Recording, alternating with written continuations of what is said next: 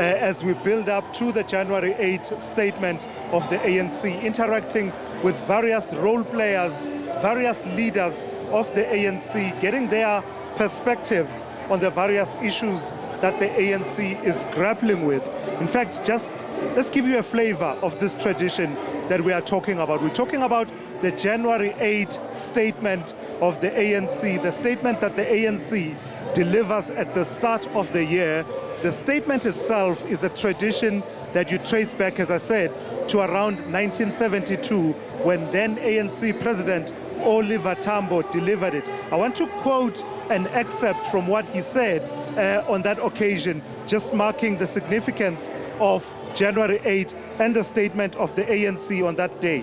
He talked about it being, and he says here, because of its position in the year's calendar and the vital issues discussed on the first January 8, this date represents for us the beginning of our political year and becomes the occasion for New Year messages to our people. And since then, the ANC has carried that tradition. But the conditions, the political terrain is radically different. The ANC right now grappling with issues of a declining membership. Electoral returns are not what they used to be. The ANC gave us a figure last year in terms of its membership, for example, talking about 543,000 members in good standing as of October 2025.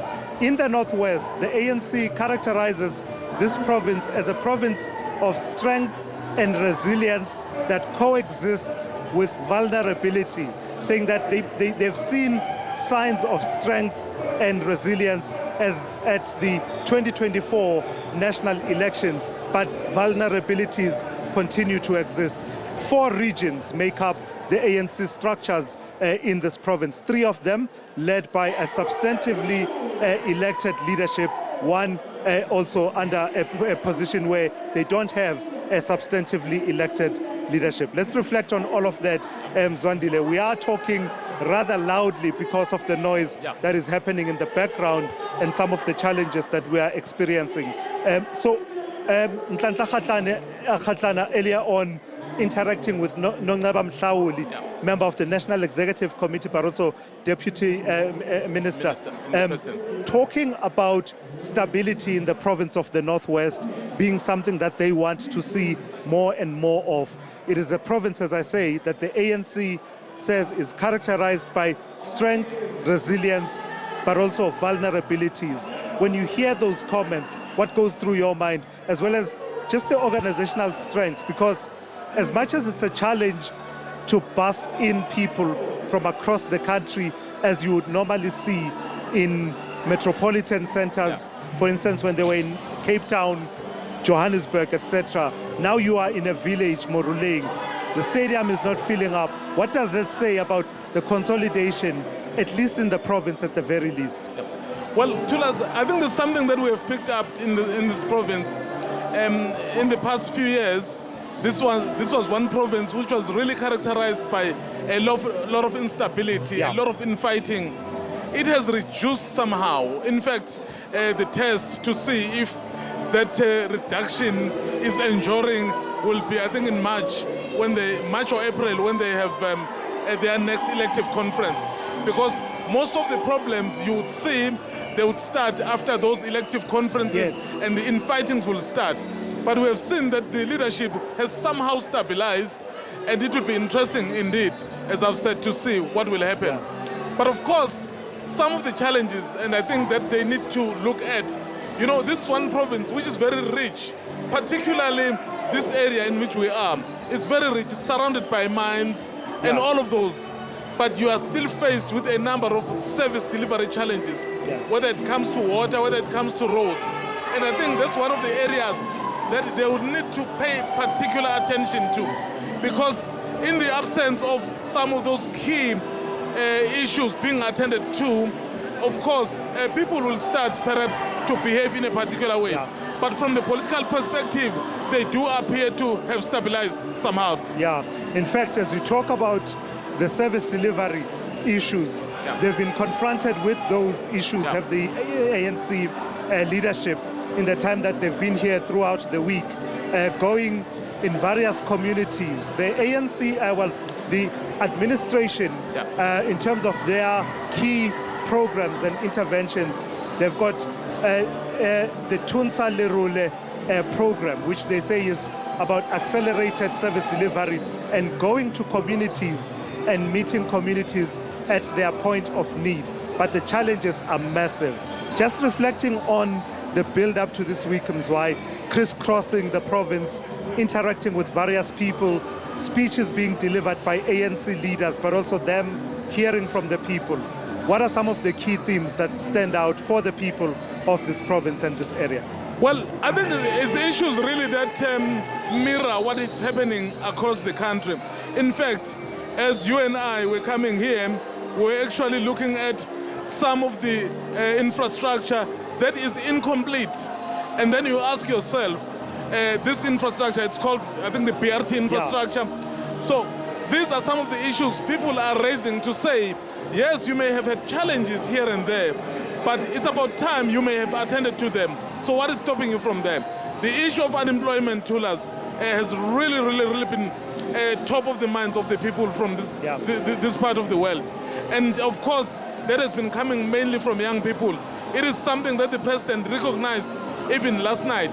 As much as the economy in the country is starting to show some green shoots, it is still very far in terms of addressing the current challenges. So that is why I'm saying the issues that people have raised, and as we were interacting, it's poverty related, it's service delivery, water, and then of course electricity continues. So in terms of what the leadership in the Northwest of the ANC wants to see happening, that was captured in their contribution to the National General Council last year, where they were signaling what it is that they would want to see more. So that Tunsa Lerule program being an approach that they believe should be scaled up, taking service delivery to the people, accelerating service delivery. They wanted it scaled up to the national level, but also the issues of beneficiation of the mines being one of the issues that is quite key. Because also, Mzwai, just to paint a picture for our viewers, the setting itself is quite interesting. The ANC comes to these January 8 gatherings as a way of marking tradition, but also trying to reconnect with various sectors of society. So for instance, the tradition and the culture, traditional leadership is important in this area, right? Because at the time when the ANC was founded in 1912, Chief Ramono Khamanyane Pilane was the regent chief who was reigning at the time. And the role of traditional leadership at the founding of the ANC is that spirit that the ANC is seeking to recapture. Hence you see what are some of the activities that have happened have involved traditional leadership, church leaders. Some of the people invited here include fraternal organizations of the ANC, church leadership, traditional leadership as well. Yes, I think that's one way of, as you have said, to try and reconnect and perhaps go back to the roots of why the ANC was formed, and then now it is formed, it is in existence. What is its mission going forward? I mean, when in 1972, Oliver Tambo made that clarion call in that statement, it basically spoke about what the ANC would be doing going forward. Now, the ANC is in government. So once you speak about issues relating to the party, you go beyond issues relating to the party, because you now have the platform to be able to effect that change that you've always been speaking about. The question is, so the means, the tools, and perhaps the wherewithal do you have in order to deal with exactly that which you are speaking about? So I guess when they go back to an event of this nature is to remind themselves to say, well, we are doing well, but perhaps not well enough. You remind yourself of things that you still need to do, the things that you have done, and also your roots, because it doesn't matter how far you progress in life. You must have some sort of a grounding, because that grounding helps you in order to create a particular perspective. You reflect, and then in that reflection, you are then able to pick up the mistakes, you are able to build on the good that you have done. What is even more important to us this year is that we're expecting the local government elections. So what you have done in the past 5 years, in the past years, is it sufficient to convince South Africans that you are still the one who is to be trusted going forward? Yeah. All right, Mzwai. So let's just, before we go to our colleagues who are stationed in and around this venue, let's perhaps project and look forward to the statement itself.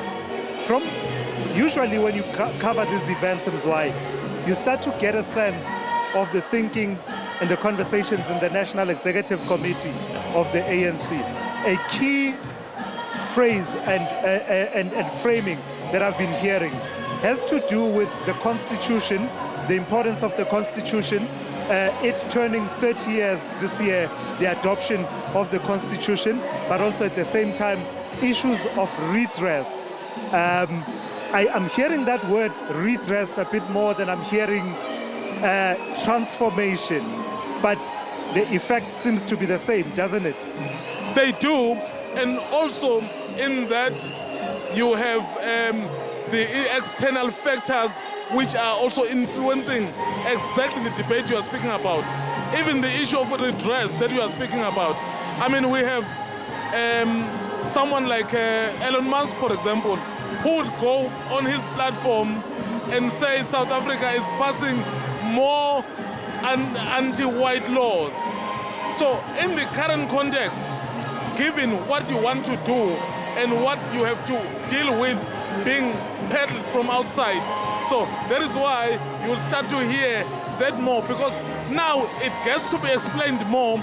Why is it necessary? Yeah. What should be done? So what are the mistakes, if there are? What are the corrections that they need to be made? So that is what you'll be hearing. In fact, given that the global dynamics are also heavily influencing what is happening, you are likely to hear that come out quite clearly in the statement. I mean, as South Africa, we sit this year outside of one of the very important institutions, which is the G20, which we hosted just last month or just a month before last. But because of external factors, global dynamics, and the balance of forces, we sit outside. So how much do you do in order to correct that? So the issue, for example, of redress, which somehow, by the way, is linked to what is happening. You know, the kind of justification of some of the actions against the country. Yeah. This is the opportunity by the ANC president, who is also the president of the country, to be able to put into perspective, especially to those who are willing to listen and perhaps take the advice, or rather take this into heart. So there are a few other themes, Mzwai, that I want you and I to touch on, but I do see that there's a live performance that is happening on stage, and I think let's allow it to breathe a little bit. You and I take a breather and just take that in, the sights and sounds.